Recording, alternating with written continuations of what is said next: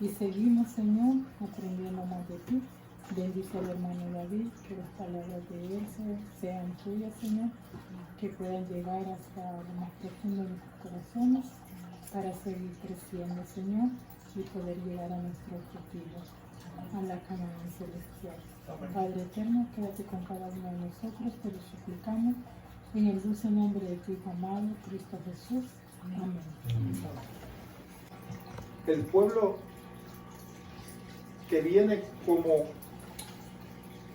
descendencia de Abraham, Isaac y Jacob es el pueblo escogido por Dios.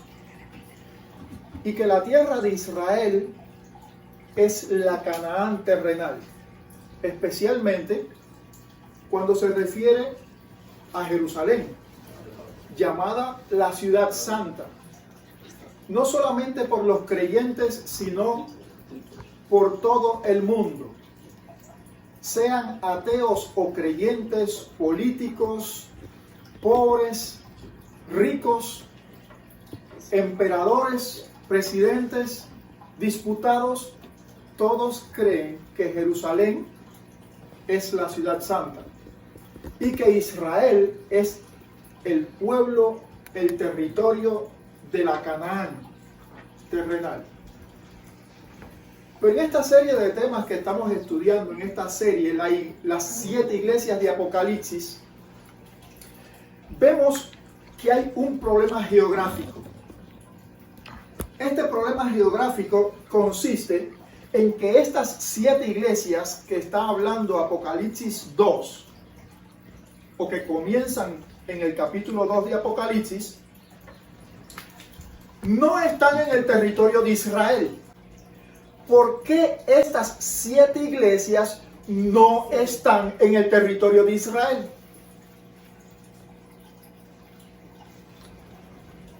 ¿No les parece que es un punto importante que debiéramos analizar antes de continuar con esta serie de las 7 iglesias? Prometió a Abraham que a él y a su descendencia daría la tierra prometida. Y no solamente la tierra prometida, sino el mensaje de salvación al mundo. Pero en este caso, en Apocalipsis 2 y 3, el mensaje a las 7 iglesias, vemos que no están en el territorio de Israel. Ni que tampoco se refieren a Jerusalén, llamada la ciudad santa terrenal. ¿Por qué razón el mensaje a las 7 iglesias no se refiere a iglesias que están en Israel? Pero que tampoco están en Grecia. Porque habíamos dicho que Grecia, según el helenismo, fue la encargada por la traducción que hicieron en Alejandría de la Biblia hebrea, desde Moisés hasta Malaquías, de diseminar junto con la cultura griega por todo el mundo conocido en 3 continentes, África, Europa y Asia, el mensaje del Evangelio que los hebreos habían tenido monopolizado por tantos siglos. Tampoco estaba en el territorio griego. Se encontraba nada menos que en el territorio turco. ¿Por qué razón? ¿Será que Dios en su mensaje habrá tenido una confusión geográfica?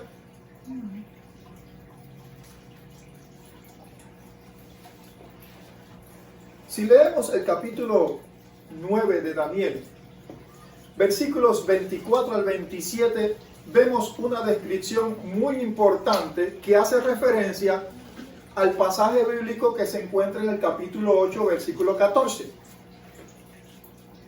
Daniel 8:14 dice: hasta 2300 tardes y mañanas y el santuario será purificado. Y todos aquellos que conocemos de profecía sabemos que hablamos de 2300 tardes y de años literales. Pero en el capítulo 9, versículo del 24 al 27, nos hace referencia a un primer periodo de este periodo mayor de 2300 tardes y mañanas. Y dice que 70 semanas, o sea, 490 años estaban determinados ¿para quién? Para tu pueblo y tu santa ciudad.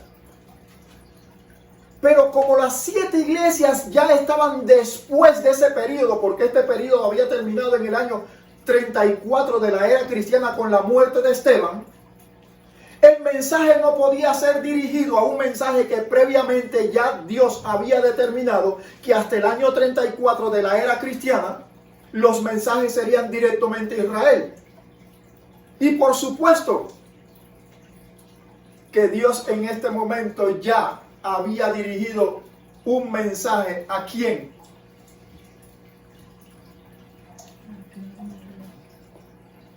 A aquellos a los cuales los israelitas no habían querido compartir el evangelio.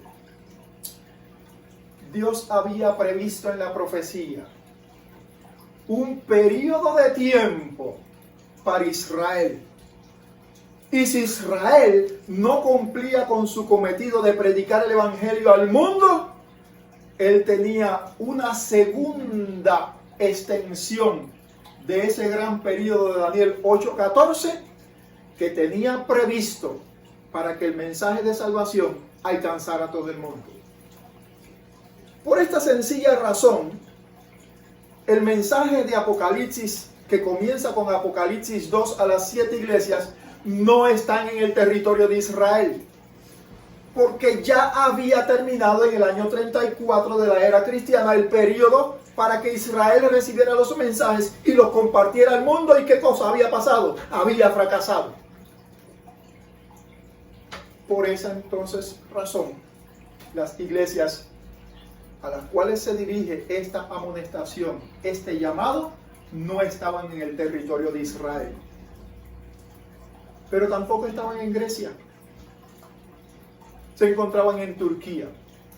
Ya sabemos que el territorio turco, durante el periodo de Alejandro Magno, fue conquistado, y durante aproximadamente unos 2 siglos y medio formó parte del gran imperio greco-macedónico, dirigido no solamente por Alejandro Magno, sino también por sus generales, entre los cuales se dividió el gran imperio greco. Y sabemos también que Lisímaco, como ya habíamos mencionado, fue el que dirigió esta parte. Pero las iglesias no quedaron en el territorio griego propiamente, sino en la división turca hacia el lado este del mar Egeo. ¿Por qué guarda relación la cultura griega hasta hoy con Turquía? Turquía llega a ser como Jerusalén en los tiempos antes de nuestra era. Jerusalén era el tránsito infranqueable que había entre Egipto y Babilonia. ¿Cierto?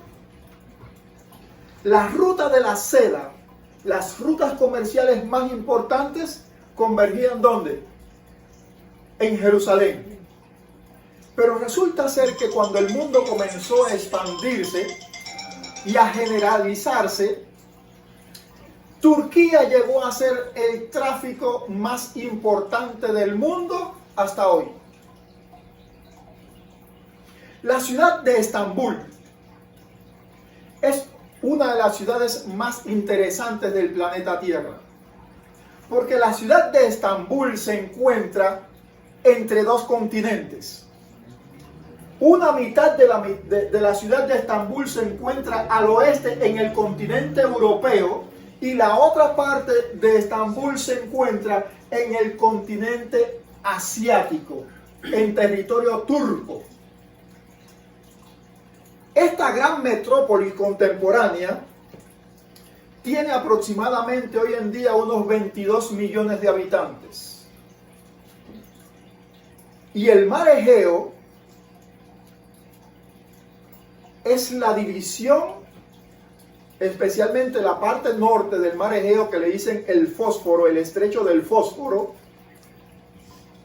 es la zona más transitada del mundo hoy en día.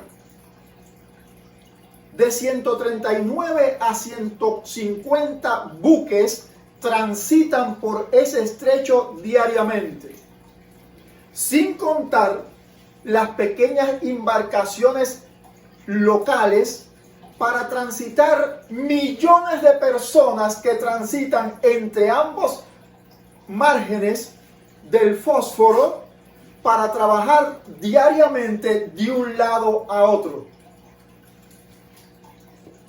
¿Cuál es la zona más transitada del planeta? El cruce del Fósforo, la ciudad de Estambul. A tal punto que las aguas del Fósforo fueron declaradas aguas internacionales perteneciendo a la parte central de una sola ciudad. Así que la milla de amplitud que mide este canal es de aguas internacionales de costa a costa y pasan por el mismo centro de la ciudad de Estambul. Interesante. Los barcos que transitan por allí no pagan un solo euro de impuestos, como en el canal de Panamá o en el canal de Suez en Egipto, porque son aguas internacionales.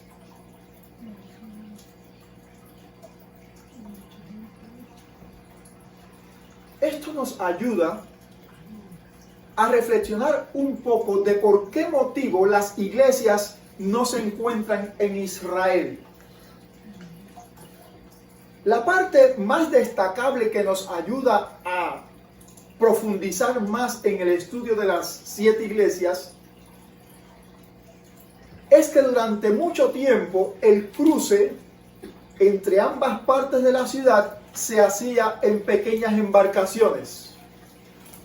Pero a principio del siglo XX, en la primera parte del siglo XX, se logró construir un puente atirantado de 1 milla de largo.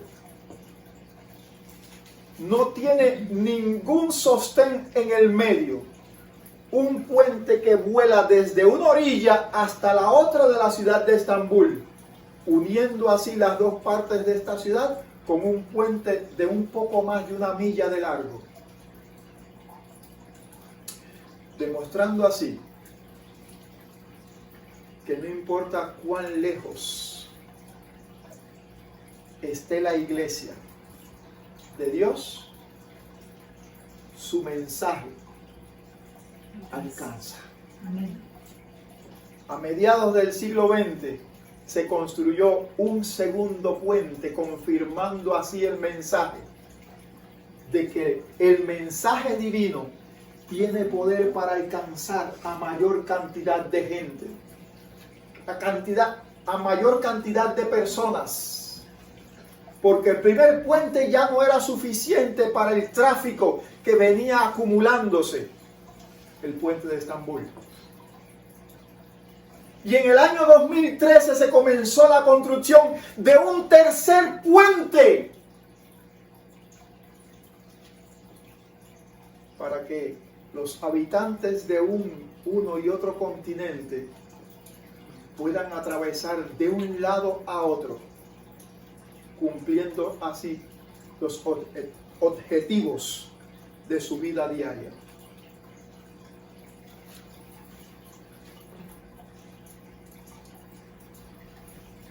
Siete iglesias, 7 candeleros y 7 estrellas.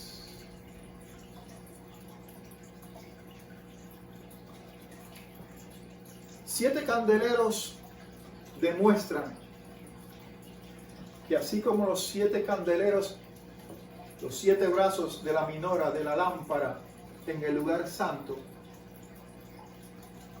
que demostraban que el Espíritu de Dios se manifiesta a través de la luz de su santa palabra, el tema del tabernáculo, del santuario, no ha pasado de moda. Según algunos teólogos, que el Antiguo Testamento y el tabernáculo del desierto, como el templo de Jerusalén, quedaron obsoletos después de la muerte de Jesús. En el mensaje a las 7 iglesias, si ustedes leyeron, según yo les recomendé, el capítulo 1 de Apocalipsis, se dan cuenta que los 7 candeleros no solamente simbolizaban los 7 brazos de la lámpara que estaba en el lugar santo, sino que son un símbolo en el santuario celestial de que la luz del Espíritu de Dios se mueve aún entre los hombres como la lámpara que estaba en el lugar santo. Y estos 7 candeleros que están representando la lámpara del lugar santo representan un mensaje a las 7 iglesias que estamos estudiando. Pero estas 7 iglesias son 7 etapas de nuestra vida. Como ya dejamos en claro en el tema inicial, nosotros hemos sido helenizados por la cultura en que hemos nacido, ya sea familiar, cultural, nacional por el país, dependiendo de las escuelas donde hemos estudiado. Y hemos sido influenciados por un helenismo contemporáneo. Hoy en día el mundo se divide en vertientes muy específicas. Los asiáticos han helenizado el mundo comercial. Casi cualquier equipo que ustedes pueden revisar hoy tiene la marca de Made in China. El comercio se ha helenizado por los chinos, pero la política internacional de comercio se ha helenizado por los Estados Unidos. Y la política religiosa se ha helenizado por el Vaticano. Pero no importa la influencia bajo la cual hayamos sido criados. Lo importante es que un día recibimos el mensaje de las 7 iglesias. Aceptamos el mensaje de Jesucristo y nos convertimos al Evangelio. Y repasando el tema anterior, Dios dice que ha visto nuestras obras, ha visto el esfuerzo, la devoción con que hemos tomado el Evangelio, ha visto nuestro trabajo arduo en el estudio y la devoción de su palabra. Ha visto también nuestro trabajo arduo a la hora de compartir el Evangelio. Y no solamente nuestro trabajo, nuestro sufrimiento cuando vemos que personas lo rechazan. Nuestro dolor cuando hemos sido ultrajados, traicionados, maltratados por el mensaje. Pero gracias a Dios que Él reconoce que lo hemos hecho para engrandecer su nombre. La importancia de que hayamos podido trabajar arduamente, padeciendo, sufriendo, ha sido no para nuestra propia gloria. Y Dios reconoce eso en el mensaje a la iglesia de Éfesos. Dice que lo hemos hecho, ¿por qué? Por su nombre. Y Dios está muy agradecido a nosotros por haberlo hecho. Otro detalle importante de la iglesia de Éfeso es que aún reconoce que tu estudio diligente escatológico te ha ayudado a reconocer a los malos, a los falsos apóstoles mentirosos, y también te ha ayudado a repeler a los nicolaitas. La iglesia de Éfeso es la iglesia de los comienzos. Es la iglesia del fulgor de lo nuevo. Anteriormente el mundo no conocía el mensaje del evangelio. Los griegos que habían estado en Jerusalén comenzaron a sembrar la semilla del evangelio. Y detrás de ellos, ¿quiénes llegaron? Los apóstoles. Y así creció el fulgor del evangelio en el mundo, especialmente en Grecia, en Turquía.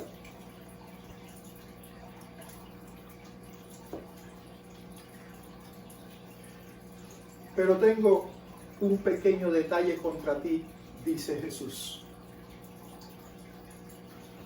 Que ese fulgor, que ese entusiasmo, lo has perdido. ¿Y la recomendación cuál es? Vuelve, retorna a este primer amor. Y establece dos sanciones. Una es que si no te arrepientes, o sea que lo primero es que te arrepientas de haber perdido ese primer amor, ese primer impulso, que a la manera de los capítulos, de los versículos anteriores, fue a la vista de Dios magnífico, esplendoroso.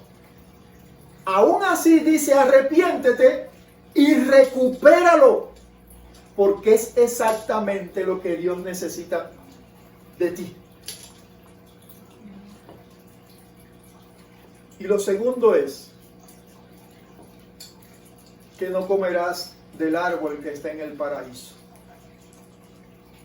Así que hay dos cosas. Recupera tu primer amor. Arrepiéntete y recupera tu primer amor. Porque si no, el candelero, el esplendor de ese mensaje, de ese evangelio eterno, será quitado de ti. No comerás del árbol de la vida.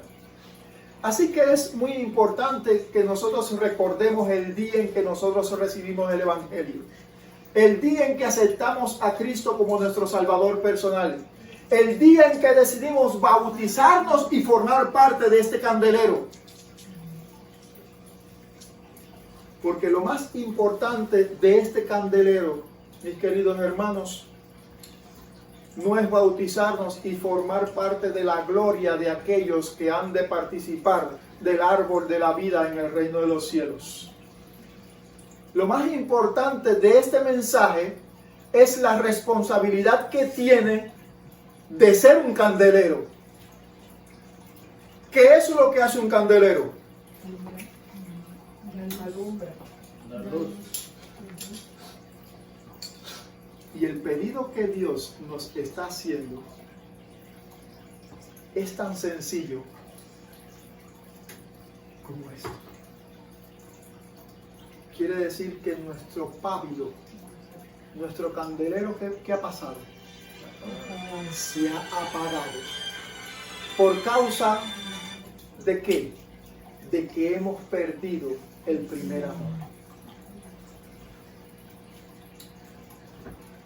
¿Qué quiere decir la palabra Éfeso? Deseado. La palabra Éfeso quiere decir deseado. ¿Qué puede ser más deseado que un hijo? ¿Qué puede ser más deseado que un nativo, que un natural? Un nieto.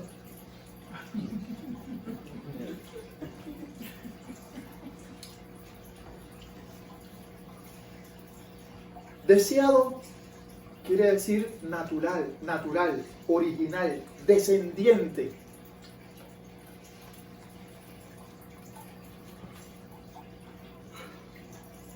Y esto tiene su explicación en Primera de Pedro 2:9. Primera de Pedro 2:9.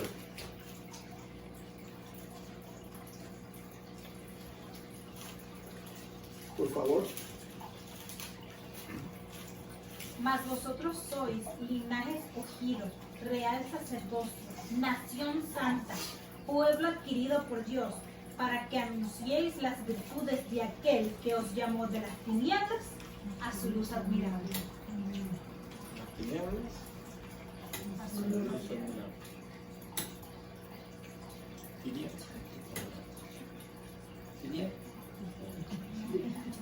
¿Qué quiere decir Éfeso? Deseado. ¿Crees que en estas condiciones eres el hijo deseado de Dios? ¿Eres el Éfeso? No. La oscuridad.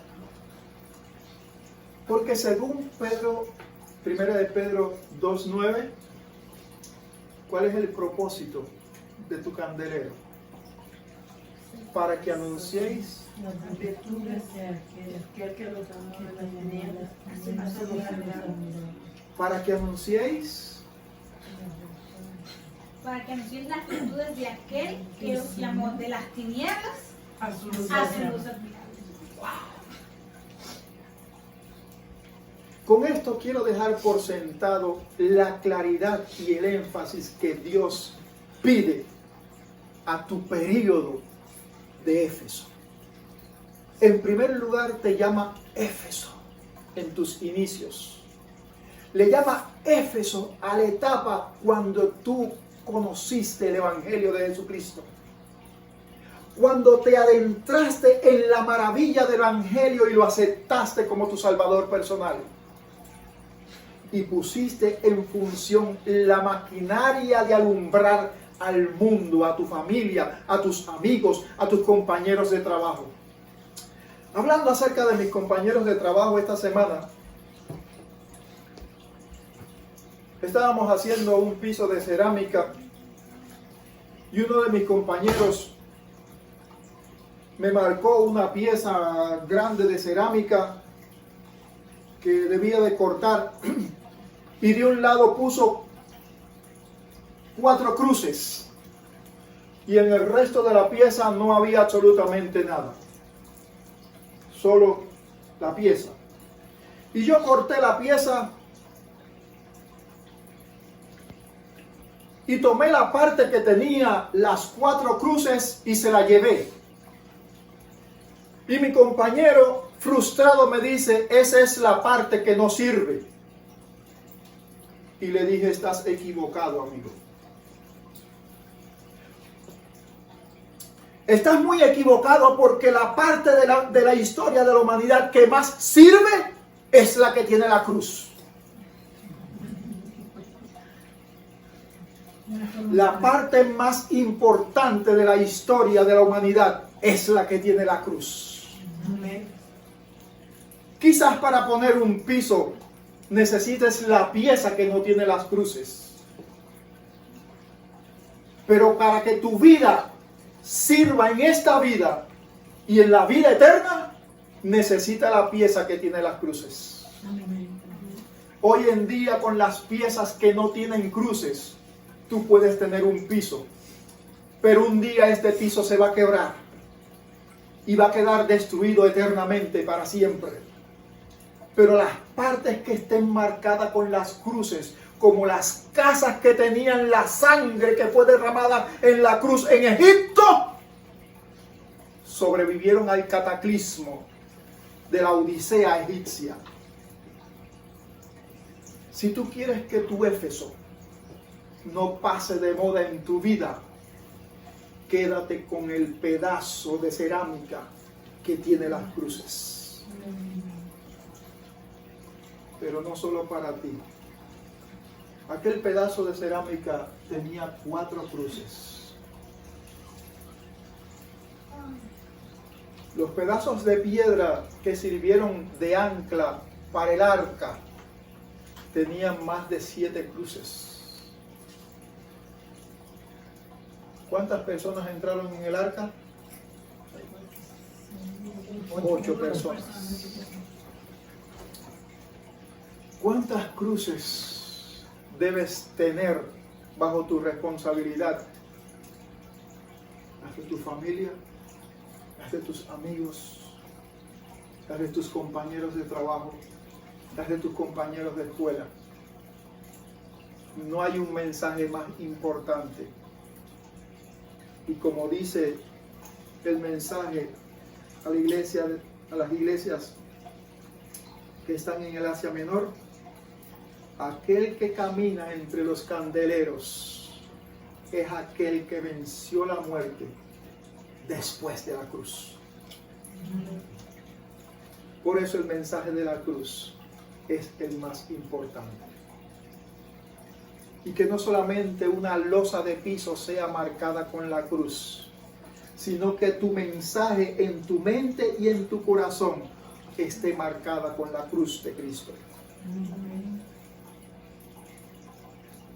El segundo mensaje, que comienza a partir del versículo 8, habla acerca de Esmirna, una ciudad que está unos 80 kilómetros más al norte de la ciudad de Éfeso. Ya sabemos que la ciudad de Éfeso hoy en día es nada menos que ruinas que sirven para el turismo.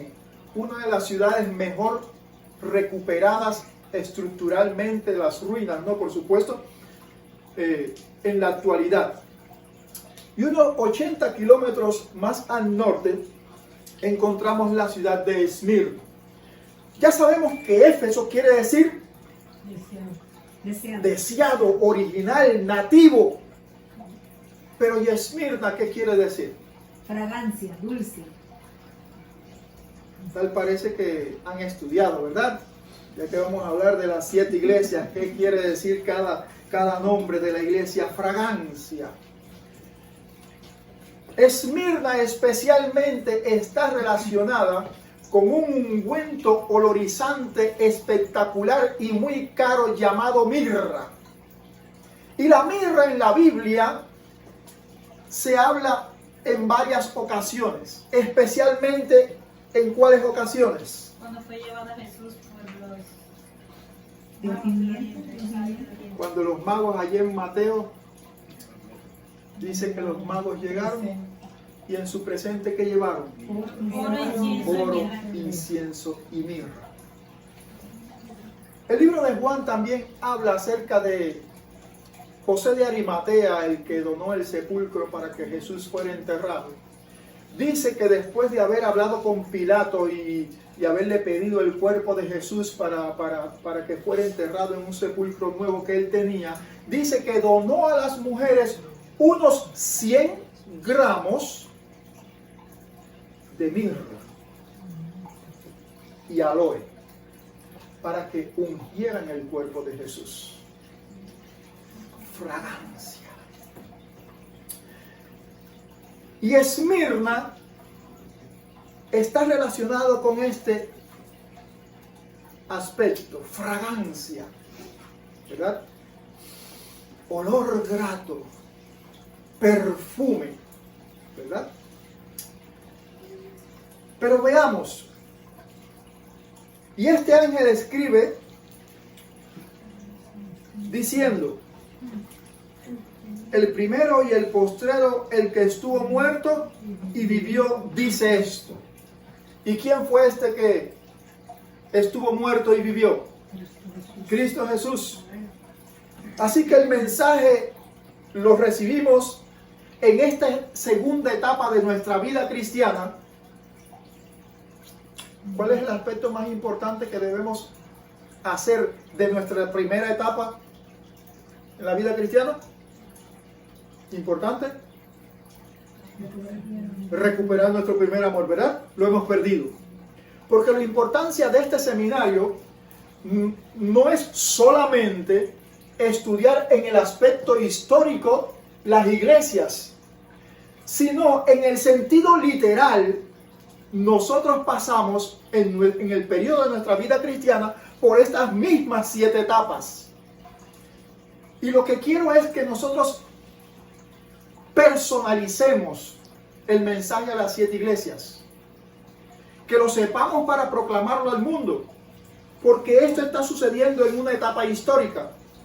La etapa histórica en que se refiere al periodo teológico de Esmirna corre desde el año 100 hasta el año 317, 313 aproximadamente de nuestra era. Y Éfeso hasta el año 100 aproximadamente, ¿ves? De nuestra era cristiana. Pero en nuestra vida, yo creo que ya hemos pasado la etapa de Éfeso. Pero aunque estemos en alguna otra etapa de las 7 iglesias, es válido el mensaje de Éfeso en nuestro periodo cristiano.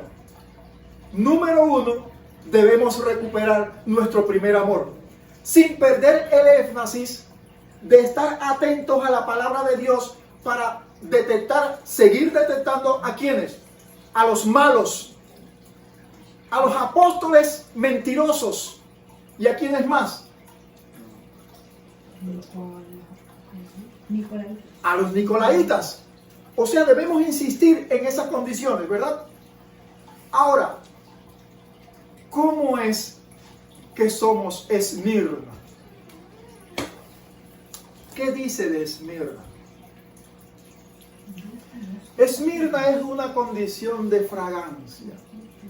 En este periodo de tiempo debían suceder cosas que están relatadas aquí. Yo conozco, dice, igual que la iglesia de Éfeso, conozco tus obras. Para aquellos que piensan que Dios a veces se olvida o que no está pendiente de nuestras vidas o que de algunos pedidos como que lo ignora o no le han llegado exactamente como nosotros se lo hemos pedido, queremos que sea claro. Dice, yo conozco tus obras. Él siempre está pendiente. No olvidemos que Él se pasea entre quienes, entre los candeleros. Y es decir, que si nuestra vida cristiana son 7 etapas determinadas por las 7 iglesias y Él se pasea entre los 7 candeleros, quiere decir que Él se pasea entre todos los asuntos, sean difíciles o fáciles de nuestra vida. Muchas veces he oído decir, Alison, es que oye, pero es que no sé lo que me va a pasar, Alison. Y para todos los que como Alison a veces están indecisos, Jesús, el que estuvo muerto y vivió, se pasea entre las 7 etapas de tu vida cristiana. Y dice así, yo conozco tus obras y tu tribulación y tu pobreza.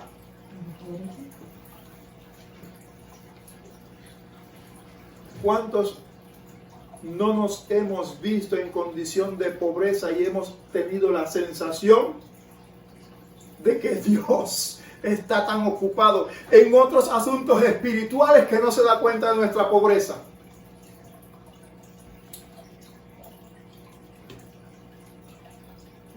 Conozco tu problema, tu tribulación y tu pobreza. Pero entonces dice así, remarcado entre paréntesis, que el problema de tu pobreza es un problema personal. Porque aquí dice que eso que tú estás viendo no es real.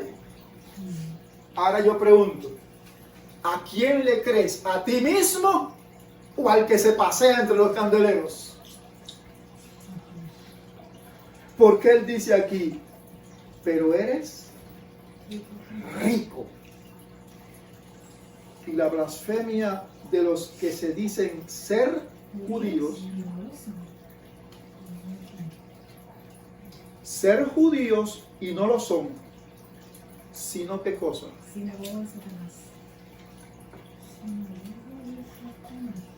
Raúl,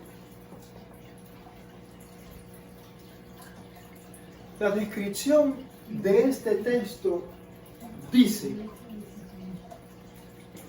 que en el medio ambiente en que tú consideras de pobreza, porque el énfasis aquí no es tanto económico, sino de conflicto espiritual.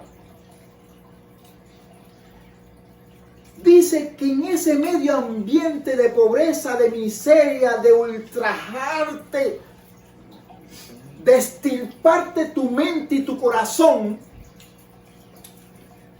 es por la influencia de judíos que dicen ser judíos y no lo son.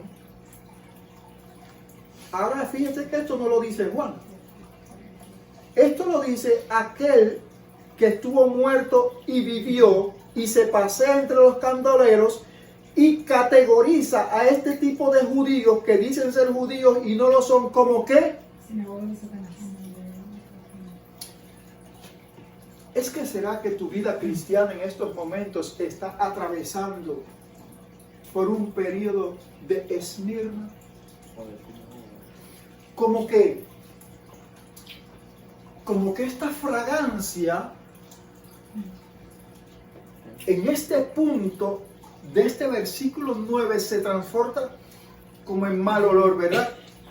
Porque para nosotros tener que vivir en medio de personas que por Dios, el santo de los santos, el que se pasea entre los candeleros, es catalogado como sinagogas de Satanás, es más bien un mal olor que una mirra fragante.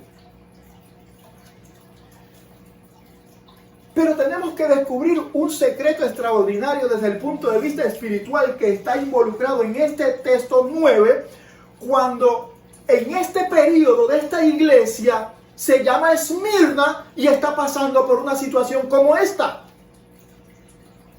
Allí se encontraban dos adoraciones gigantescas. 80 kilómetros al sur se encontraba el gran templo de la diosa Diana o Artemisa, la diosa de los Efesos, y el gigantesco templo de Zeus. Zeus, que según la mitología griega y el consenso contemporáneo de los teólogos, Zeus es una encarnación, reencarnación o representación de Satanás, de Lucifer. Y en medio de esta cultura, sinagoga de Satanás, y con esa influencia dentro de la iglesia cristiana, de que personas con esas influencias venidas provenientes ¿de dónde?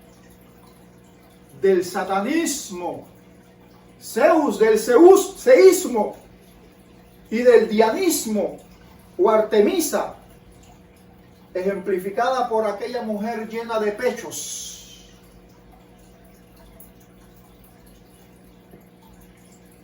Que estaban infiltrándose en la iglesia. ¿Cómo podemos identificar Esmirna, fragancia, en una situación como esta? Dice el versículo 10: no temas en nada lo que vas a padecer. ¿Quién llamó a la iglesia Esmirna?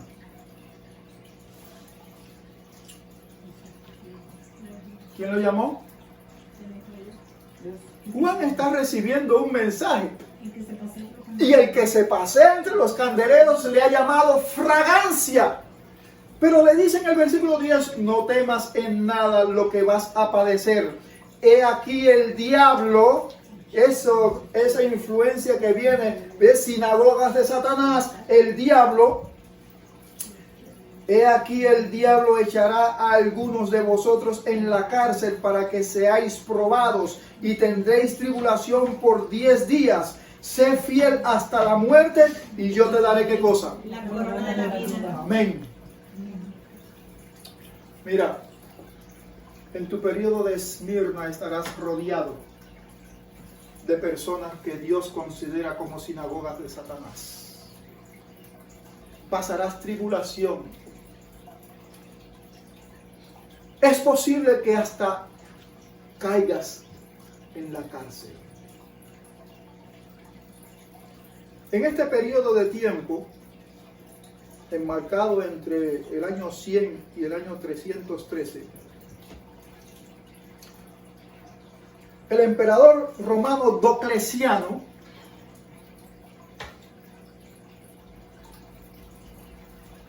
decretó la persecución de los cristianos. ¿Saben por qué tiempo estuvo Diocleciano con este estado de persecución?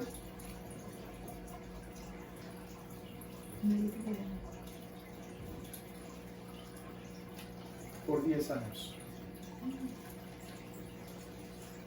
¿Qué dice el versículo 10? ¿Por qué periodo de tiempo? Por 10 días.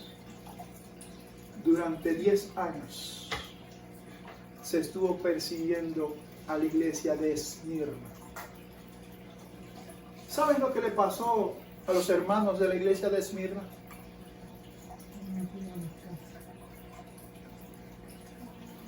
¿Recuerdan la historia, cuando estudiamos la historia de Roma?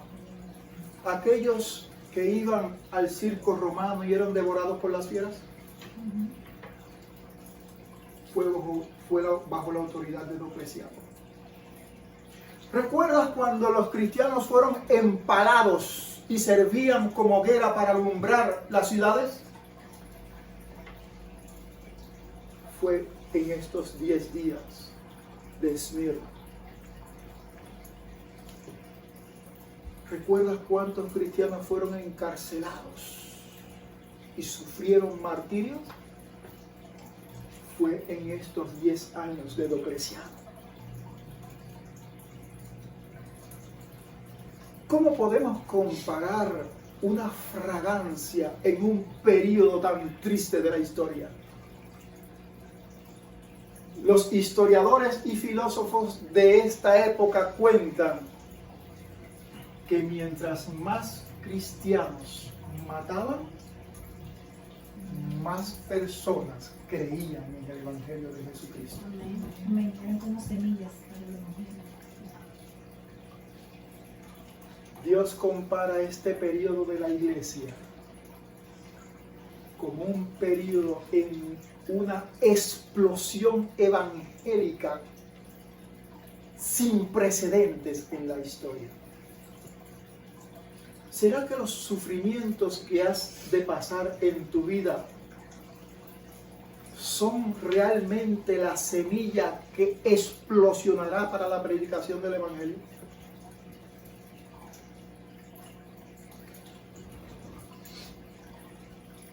Cuando las pruebas difíciles toquen a la puerta de tu corazón, a la puerta de tu mente, a la puerta de tu familia, recuerda que el mensaje de Esmirna es un mensaje de fragancia.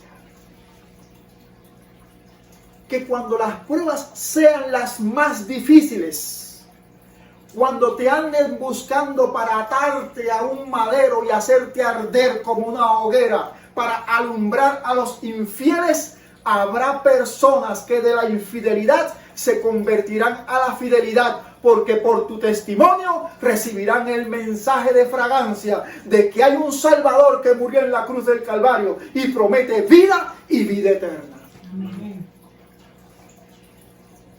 Y la promesa de que habrá coronas para ti dará la oportunidad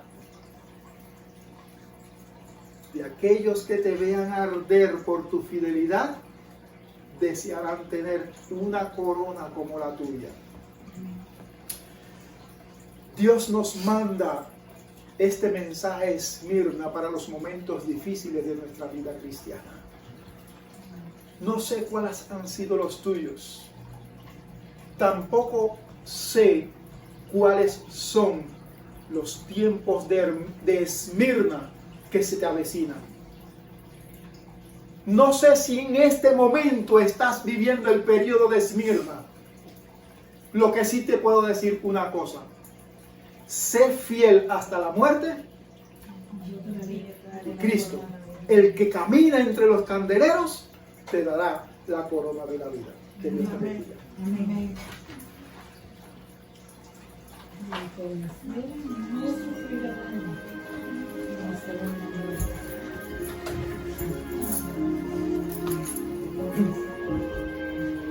Tú dice a las iglesias, el que venciere no sufrirá daño de la segunda muerte. Amén. Oremos. Amado Dios que estás en los cielos, gracias te damos por estos mensajes poderosos de amonestación a nuestras vidas. Ayúdanos con el poder de tu Espíritu y el estudio de tu palabra a poder permanecer firmes y fieles, porque sabemos que tú cumples tus promesas. Ayúdanos a atravesar las diferentes etapas de nuestra vida cristiana con la esperanza de que tú caminas entre nosotros, de que tú estás pendiente de los asuntos más mínimos.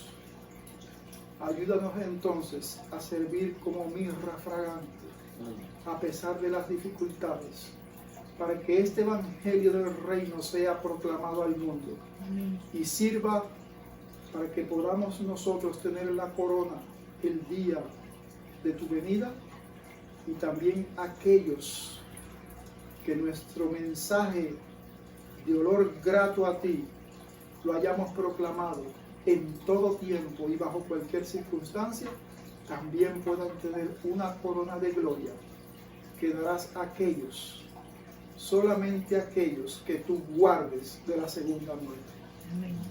Perdónanos nuestros pecados, perdona nuestra flaqueza y permite que podamos recuperar el primer amor, el énfasis de ese primer amor en el conocimiento de tu palabra, y que este primer amor lo podamos acompañar durante todo el periodo de las 7 iglesias que han de atravesar por nuestra vida cristiana hasta el día en que debamos recibirte en gloria. Haz que este mensaje llegue a todo aquel corazón que necesite de este mensaje de esperanza, no por méritos nuestros, sino por los gloriosos méritos de tu Hijo amado Cristo Jesús. Amén. Amén. Muchas gracias a todos por acompañarnos.